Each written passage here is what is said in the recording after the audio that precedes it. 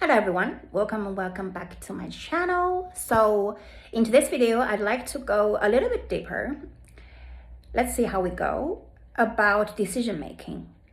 So I talked about in previous video, decision making, there's levels, right? So let's say if you are going to wake up at 5:30 or 4:30 in the morning for my early birdies, you set alarms, if that is what you do. For me, I communicate with my subconscious. So before I go to sleep, I tell the subconscious, please wake me up at 5 or 4:30 or 5:30. And it just never fails, never fails. So that's what I do when it comes to waking up early. And if you set alarms, that's your way of waking up. That is amazing as well. So the decision you made, you wake up, and it doesn't matter if your alarm has waking you up or your roommates or your parents or anyone. You wake up. You wake up and you get going. It's not depending on outside circumstances for you to go like, I will only wake up under these conditions. This is a very weak decision making. I will only wake up if I could get a donut, or I could get somebody serve me a coffee, or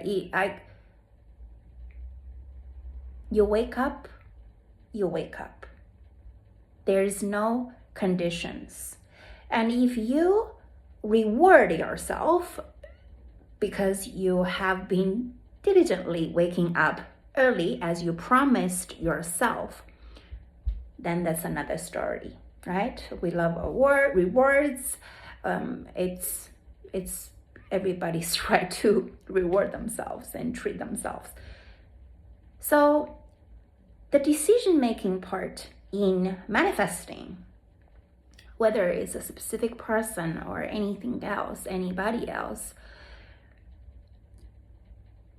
you decided there is a tone. You decided with the conviction is, I am. Okay, now here comes the nuances again. It does not have to be this person before you start arguing with me. Okay, it could be this person. It's highly possible to be this person. However, it does not have to be this person. Can you tell the difference? So you make the decision, I am manifesting this person and this state is mine. I live in this state as a happily married woman, happily married man, if that is your end goal, if that is your wish fulfilled result. But it does not have to be this person. If you say it has to be this person, it cannot be anyone else on earth. It has to be this person. Then there is resistance part you got to work with. Imagining with me, how many people are currently have been manifesting their specific person, and what determines the quote-unquote failures or quote-unquote success of them manifesting this specific person? I, for one, have manifested 3+ specific people, and every single person I manifested was at the self-concept, at the level of consciousness I was at that point. Let's say 11 years ago, 7 years ago, 4 years ago, I manifested these people. I can't remember the exact period, duration of the time I manifested, but let's just pretend these are the number of years I manifested them. 10, 11 years ago, 7 years ago, 4 years ago. I was at different levels of consciousness. I held different self-concepts at the time. Let's give you a straightforward example. I felt, I was, pretty amazing person. However, grew up with a mom that was just everybody's server, basically. And everybody was using her and manipulating her to do XYZ in our household, right? So for me, I felt, and there was no boundary setting. I didn't really learn how to set boundaries, what boundaries were, not mentioning how to set them. So I held this truly low self-esteem, right? Although at the surface level, I felt I was amazing. I was doing this. See how much I could do to contribute. So I perceived how much I could do to serve. So I perceived how much I could do to please.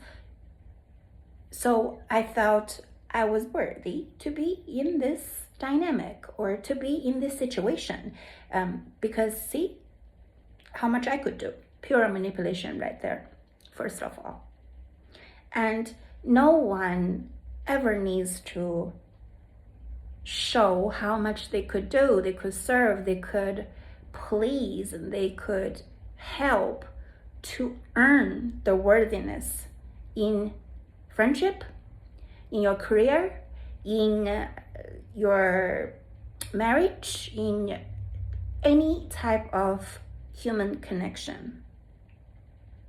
So when my self-concept was low, my self-esteem was low, actually, because I felt I had to jump hoops to make others feel a certain way to keep me. So I perceived, and none of those worked. Very quickly, things fell apart, which I am super grateful for, because those things and those people taught me great lessons. And because I always see myself as a diligent student, that's why I choose to learn from those lessons and from those seasons, right? So, and the reasons behind those circumstances and those people, specifically, very specific people, came into my life and showed up in the worst way. For me, I felt, come on, you could not get lower than that. But probably, I assume, but most likely, they've done worse. They've done worse in their lives. Like 99.9999%. Because for the very short period of time we interacted,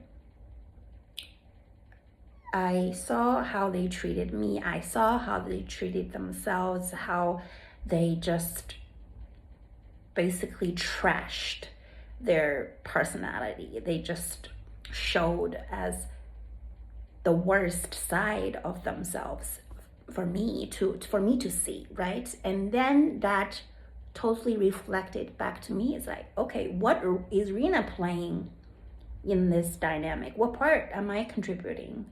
Am I seeing myself as a worthy person? Am I seeing myself as honorable? Am I seeing myself as somebody actually is proud to have me in their life and feels incredibly fortunate? None of those, right? I didn't feel any of those. So it turned out people showed up in my lives. And this is also to encourage you to keep going, becoming, and manifesting yourself as your best teammate, best leader, best player in your lane, right? In your ring. You actually are in control of all of this. So if you're manifesting somebody is actually nasty, you don't want to actually manifest somebody nasty, because you know what? You know why? Although this is everybody's life lessons to learn or not to learn. For my experiences in my life, people I've actually interacted with, and there's quote unquote good, quote unquote bad, quote unquote meh, all these interactions and the qualities of those interactions. There is this aftermath of manifesting a nasty person, nasty people in general, is I had to pick up myself piece by piece, and it took time. It took energy. It took focus. It took diligence. It took resilience, right? So for especially the young people, young girls, young ladies out there,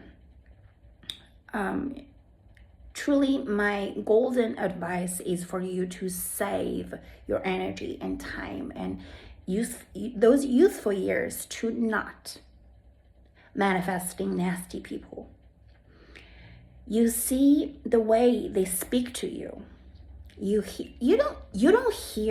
don't see when you're actually in this low self-concept.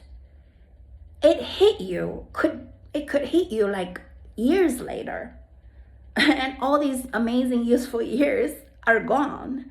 So although I truly understand on the soul level, nothing is missing, nothing is wrong, nothing can ever go wrong. However, on a human level, on the 3D's physical earth school level, I truly love you to learn to put yourself first, to learn to set healthy boundaries, to take good care of you first. And then I promise you, nasty people don't smell you. Nasty people don't smell you. They actually could be the furthest from you. You don't manifest, you don't come across nasty people in those ways, or toxic people in those ways. I'm talking about manipulative people, narcissistic people. I'm not about labels, but just people in general. They are selfish, and they're not about give and take. They're not about having this mutual respect. They are not sophisticated, responsible adults. They're not trustworthy, not loyal, not honest. Far, far, far away from these amazing qualities. And actually, this is not something like you win the jackpot if you met somebody like this. No, this is very basic. Being an honest person is basic. Do you want to date a liar? Do you want to date a sociopath? Right? So this is actually for truly the younger people. If you're in your 20s, if you are in your 30s, if you are barely 20 years old, focus on yourself. Put all the attention, focus, love, support to yourself on your plate, and see how your life actually changes for the best. And this is all so you don't lose those years that you gotta come around and go, okay, because of those nasty and traumatic experiences, now you gotta take more time, more years to come and heal yourself. So I promise those experiences are not worthy of your time, precious time, in this lifetime, and precious attention, focus, and truly save all the resources, whether it's money, whether it's time, your years, your amazing, useful, beautiful years where you bloom. I believe in blooming, blossoming in any age, but yeah, especially in these younger years.